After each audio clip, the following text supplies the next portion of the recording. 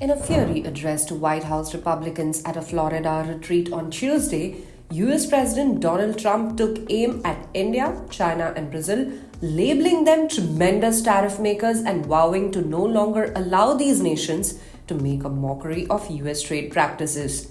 With an air of self-righteousness, he declared, "We are going to put America first," making it clear that tariffs would be the tool to advance this bold new economic vision. Trump's condemnation of India, who's a key player in the BRICS bloc, was especially striking. Despite his long-running rhetoric about prioritizing American interests, Trump's comments seemed laced with hypocrisy given his recent need to court Indian Prime Minister Narendra Modi for a possible high-level meeting in Washington next month. The two spoke by phone on Monday night, and while tariffs weren't officially on the agenda, there was one topic on the table: illegal migration. Still, Trump's tirade against India appeared to fly in the face of the US's deep economic ties with the country. India is, after all, one of US's largest trading partners. Trump's remarks were a continuation of his campaign promises to impose high tariffs on countries that don't play by his rules.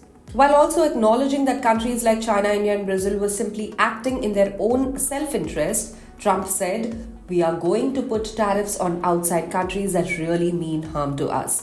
He conceded, and I quote, "They want to make their countries good." But in Trump's worldview, those countries' economic gains came at the expense of the United States. It was a stunning contradiction, as Trump positioned himself as a champion of American prosperity by throwing shade at the very countries with which the United States shares significant trade relations. His plan is to raise tariffs on foreign-made goods, particularly from the BRICS nations, in hopes of reigniting American manufacturing and bolstering job creation. He boldly declared, "We are going to tariff and tax foreign countries to enrich our citizens." But the cracks in this economic strategy are already beginning to show. By labeling India as a very big abuser of trade practices during his campaign, Trump risks further alienating a powerful ally while pushing a policy that many see as short-sighted.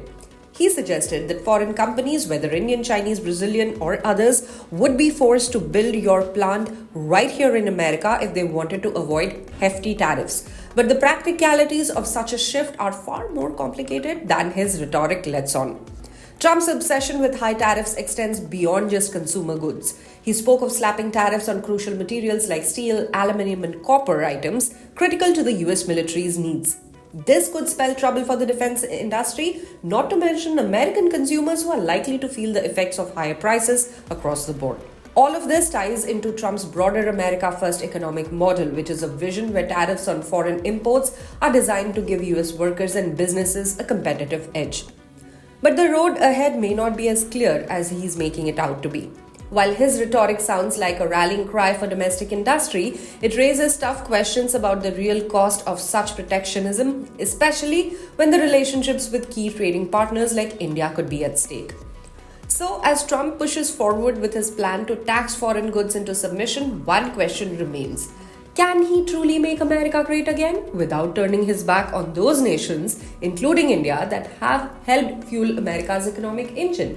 The next few months will tell.